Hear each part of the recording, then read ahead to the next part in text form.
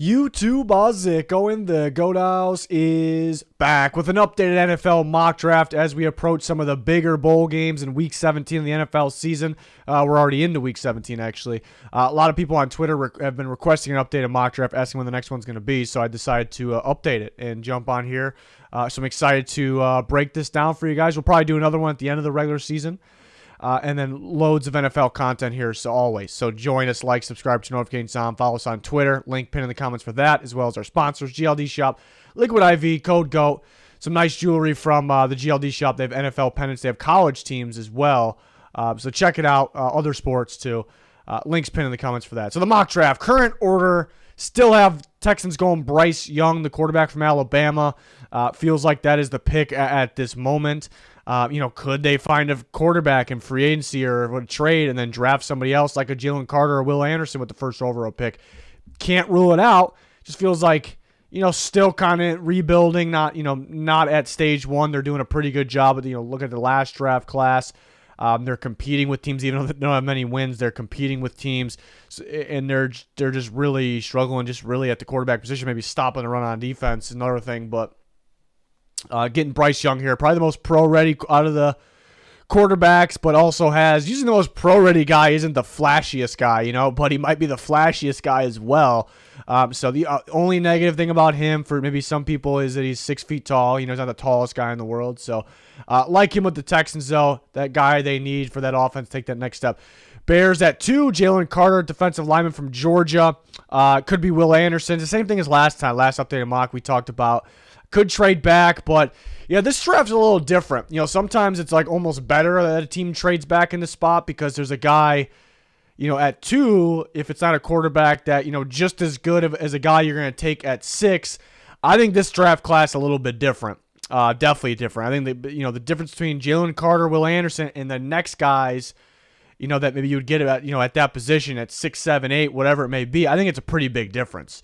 Jalen Carter is a rare type of interior defense lineman prospect that's going to get that interior pressure, collapse the pocket, but stop the run at a high level. The Bears badly need somebody on the interior. Looking at Eberflus's defense, Carter would be an excellent fit. I think he would value him more than an edge player that is great, though, like Will Anderson. So I like Carter for the Bears. Seahawks at 3 from the Broncos. This looks great for them, obviously. Will Anderson to get that big-time edge rusher, just too good to pass on. In the the offensive line better with some picks last year. So, time to get that best prospect available here. Could they take the quarterback of the future? Because Geno's getting up there in age, expiring contract. It's possible if Bryce Young is there, very possible. In this case, and they take Will Anderson. Cardinals have pick 4. That's a little different than our last updated mocks, seeing them up at 4. Offensive line struggled a bit this year. A lot of it due to injury. And, so I think they kind of, Beach him a free agent. I think they take Skoronski. They put him at right tackle. Some talk about him being able to play guard.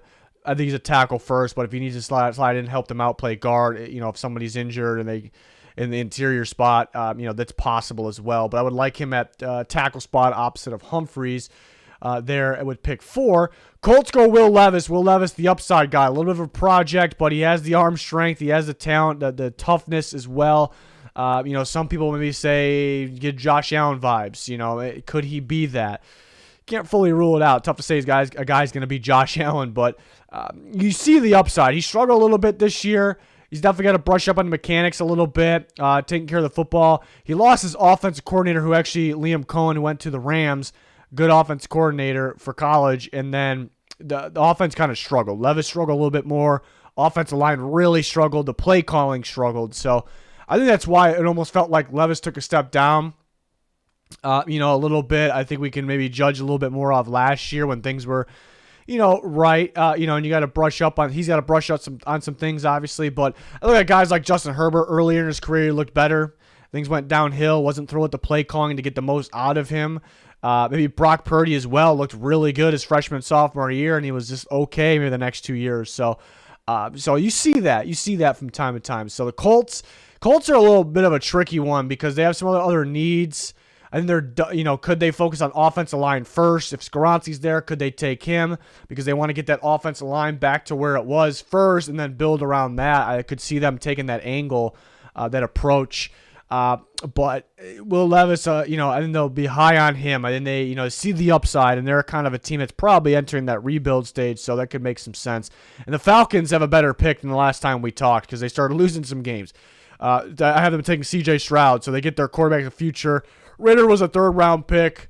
It's not going to be the guy. Of course, he can get better. He's not. I don't think he's going to be the guy, and they know that. They don't have a lot invested in him, so it makes sense. Get a better quarterback here, C.J. Stroud. And then start build. They kind of already started building around that quarterback, but the quarterback that they don't have yet, and they can kind of continue to do that now after they take Stroud. So that made some sense with him sliding a little bit.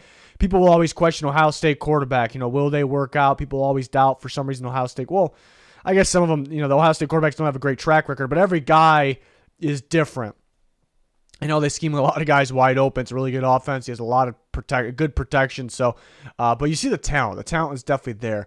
Lions from the Rams. Christian Gonzalez. Big fan of Gonzalez. Really solid lockdown corner. You see the length with him. Polished, technique. The movement skills, the footwork. I love that about him. And teams just threw away from this corner. So the Lions could definitely use another one in there. They got some young guys that are solid. It feels like they use a bunch of them throughout the game, though, and they run a lot of man coverage, so getting a better man coverage corner in there, kind of looking out for now and the future at that position. So they take Gonzalez. Panthers could use that quarterback. They have pick 8 at this moment. This definitely could end up being a better pick if they take over this division. They play the Bucs in a couple days. But no quarterback maybe worthy of this pick. Well, Miles Murphy, the edge rusher from Clemson. A lot of upside, big physical dude. And he's pretty athletic for his size as well. A lot of upside, young as well. More upside. I think he'll have more production in the NFL than he did in college, and he was pretty good on tape in college. But the Panthers, adding another pass rusher with Brian Burns could be fantastic. What I like about Murphy is he also brings that run-stopping element to at a pretty high level. So I would love that. Murphy with Burns, they still have to extend Burns as well. So that would be big time for them. But they could go. I like the way they built that offensive line. They could go with the quarterback though. To find that guy. Maybe they want to get somebody better to win now. Maybe they want to give Matt Corral a shot. Darnold's been playing all right. I don't think they roll with him, though, but we'll see. But in this case, I like Miles Murphy for them. Raiders go with Broderick Jones, the offensive tackle from Georgia. Georgia's been pumping out some good offensive linemen here. A lot of them give you vibes like they can play guard as well because their physicality and the run game, run blocking. But, yeah, I think I like him at tackle. And, kind of pair him with Colton Miller. Raiders kind of looking out for that. And they want to make that offensive line better for what they're trying to do. I mean, they could be in the market for a quarterback because the whole Derek Carr situation right now. I think they're more likely to attack a veteran to help them win now. But could they trade up? Could they fall in love with the prospect after watching tape and they trade up and try to get that guy? It's possible. But we try to get that. What McDaniels wants to do here is get that offensive line back on track here or playing the way he needs it to play. It used to be a damn good offensive line before McDaniels was there, obviously, but it kind of went downhill. Some guys, aging, retiring, injuries. Then the Eagles at pick 10, Tyree Wilson, the edge rusher from Texas Tech, guy you can probably move around a little bit too, but very, very productive in his career. Last 2 years, very productive. Eagles always looking for pass rushers. Obviously, Robert Quinn's going to be a free agent. He didn't really work out. I think he's injured right now, but he didn't really work out like they wanted to maybe, but still time will tell, I guess. But he's going to be a free agent. Graham getting up there in age, still a fantastic player. They always have injuries on the pass edge rush position there. So they get Tyree Wilson with their pick from the Saints. Texans get their receiver to pair with Bryce Young there. Jackson Smith and Jigba, receiver from Ohio State. Can't really judge him off this year. He was fantastic last year, and that was playing behind 2 first-round picks that have been excellent in Olave and Wilson.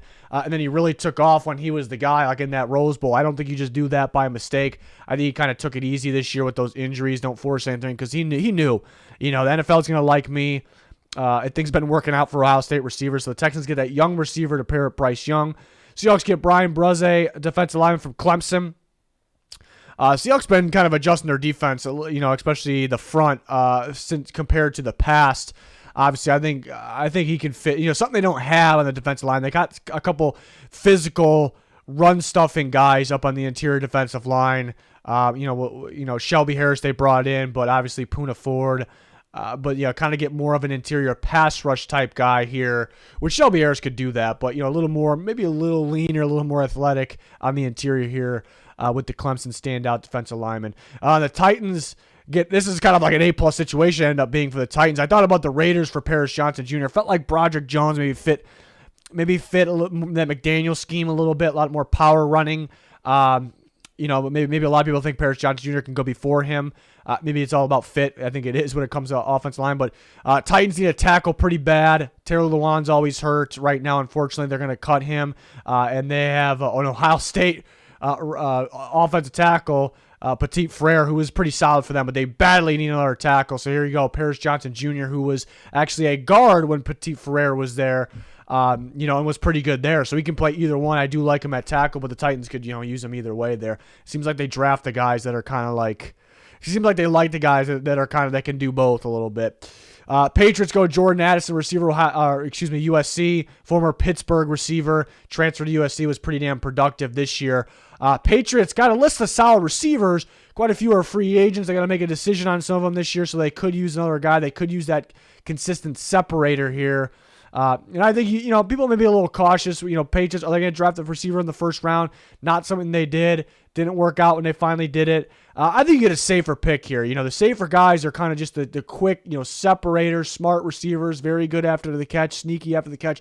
That's what Jordan Addison is. So I think the Patriots will feel comfortable taking a guy like Jordan Addison here, which I think, a lot of people, and I love me some Quinton Johnson from TCU, but a lot of people have him right now over Smith and Jigba and Addison. I think these guys are more likely to go earlier. The guys that are taking over the NFL are the smart receivers, but also the separator type receivers. Jets take Drew Sanders, linebacker, kind of a hybrid type guy from Arkansas, who had a fantastic year. Used to play for Alabama, but Arkansas used him in the right way. More of an off-ball linebacker first, because I have seen him, play on the inside and drop in coverage, and he looked pretty good dropping in coverage. But he's a very good blitzer. You also can throw him off the edge. So kind of like a Swiss Army knife here for Robert Saleh and his defense. Something they're always looking for guys that rush the passer in unique ways. So another guy that can add into the mix there with some young studs they have, pass rushers they have, even if they're different type of players and positions. Steelers go Keely Ringo. Could definitely use another cornerback in there. Here's a good man coverage corner that would fit Mike Tomlin's defense, what he really wants to do. They've had to run a little less man than he's usually done, a little bit less, mainly because the cornerback play hasn't been fantastic. They got some young guys that played better, than you would expect maybe by their name, but they could really benefit from adding a big-time corner like Keely Ringo. Teams looking for corners. There's a lot of standout corners that are very, very young these days. It used to take guys a few years to really start going. A little different now. So everyone's after these young corners, so we'll see a few more here. Packers, maybe a little bold. They haven't taken a receiver, but they finally took one in the early second round. They valued it with Christian Watson. Didn't work out early in the year. It's starting to work out now. They got him. They got Dubs, but definitely could use another guy in there. Is Lazard going to be with them forever? They end up moving on from Sammy Watkins, obviously, so you got to get more of a bigger body guy that's a contested catch downfield threat to pair with guys like Watson and Dubs.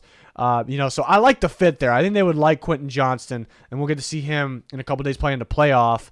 So that should be exciting. Maybe a little bit of a bold one here. At first glance, it's going to look bold. I don't think it's that bold here. The Lions, with their second pick, take Bijan Robinson, the best running back in the class, who probably should go earlier in this, but it's tough to say who's going to take a running back. Thought about the Eagles. There's not a lot of teams that would definitely take a running back, though, so you might be able to wait a little bit. But the Lions, DeAndre Swift has the talent. He has the traits. And he's been good when you watch him play. He more so relies on his athletic ability, his power, things like that. And he has the injury concern. They aren't using him a whole lot right now. I don't know if they're waiting till the time's right. They're not using him a whole lot. They like Jamal Williams. They like him most in the red zone. They really value having a 1-2 punch, obviously. So you get a Pro Bowl caliber running back here that you can use a bit more, you can trust a bit more, and he's fantastic catching the ball. He's better day one than, even though Swift's pretty solid at it, I think he's better day one catching the football, especially downfield, which kind of is eye-popping, stands out. So Lions just get better playmakers here, and it's too good to pass on. That's kind of what Brad Holmes has been. And I've been loving that guy's drafts. He keeps taking guys that are high on my board the last 2 years since he's been there. And he's usually, yeah, I just can't pass on this guy because he's too high up on the board. That's kind of what I gathered from him. He's just taking the best available players, which I'm all about here. Can't pass on Pro Bowl type, sure thing type players. So I actually like Bijan Robinson if he slips a little bit here to the Lions. Michael Mayer ended up slipping a little bit here. But going to the Jags, of course, Evan Engram has taken off recently. He's on a 1-year deal. They could bring him back. A little bit different type of tight end. Just feels like a Doug Peterson type tight end. Can do a bit of everything for you. I think he'd be dominant with Trevor Lawrence. They have quite a few receivers, so add that big-time consistent tight end in there. I would love him in Doug Peterson's offense if he slips through here. Bucks take Osiris Torrance, guard from Florida. Probably the best true guard in the class. I think I say this every mock draft. There's a couple other tackles that could play guard, and if teams view him at guard, then they might be higher than Torrance. But the guy that's straight away going to be a guard, maybe the top guy as of right now. The Bucks definitely could use that guy on the inside. Commanders should be looking for their quarterback of the future through free agency or trade. They take a corner here in Joey Porter Jr., who's had a fantastic year for Penn State. Really good tacking the ball. Has a lot of pass deflections this year. So the Commanders add another corner. Obviously, they end up being a little better without William Jackson there, but they wanted him to be something. They moved on from him, obviously, so they look for that other corner. Dolphins did forfeit their 2023 pick, and they traded the other one for Bradley Chubb, so they won't have one. Kayshon Boutte, receiver from LSU, actually said he was, surprisingly to me, somewhat surprising, said he was going back to school, but just yesterday or the day before said he's actually changed his mind. He's going to declare for the draft. So he's in the draft, so I'm thinking he must have got some good feedback. I think he got some good feedback. Everyone loves those LSU receivers. He's a big-time playmaker. Didn't do a whole lot this year, but last year was absolutely fantastic, and you see the upside there. Giants definitely need that receiver, so they go and grab their LSU receiver. Looks a little familiar there in Kayshon Boutte. He was, maybe a little bit of a distraction after that Week 1 game, but that kind of went away there.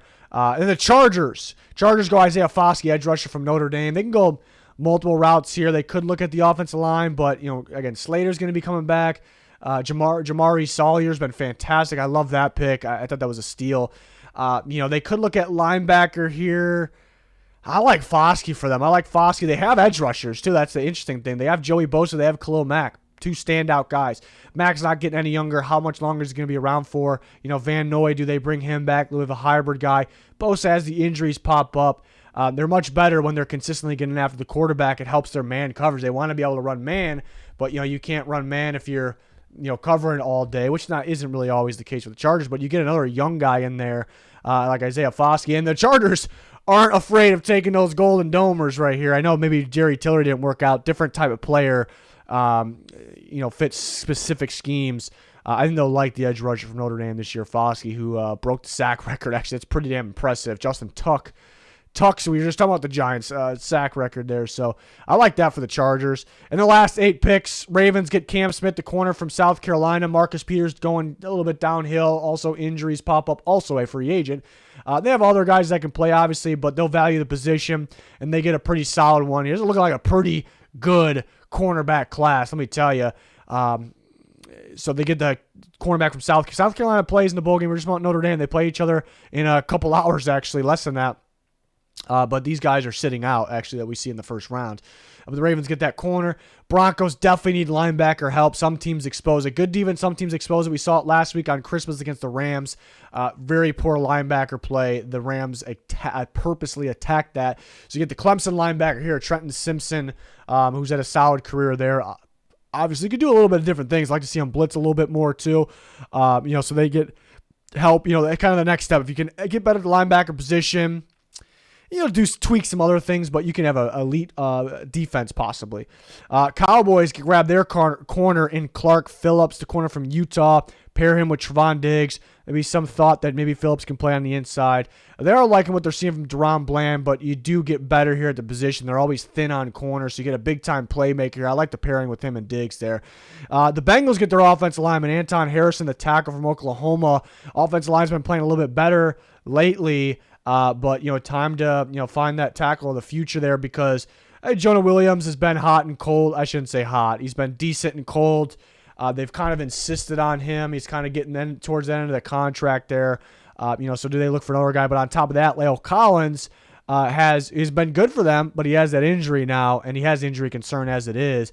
And I believe it was a 3-year deal, but they kind of almost made it so it was a 2-year deal. So kind of looking out for now and the future with that one. And they're pretty fortunate in this scenario that a pretty solid first-round tackle slipped to them because usually they're gone. The first-round guys are gone by now.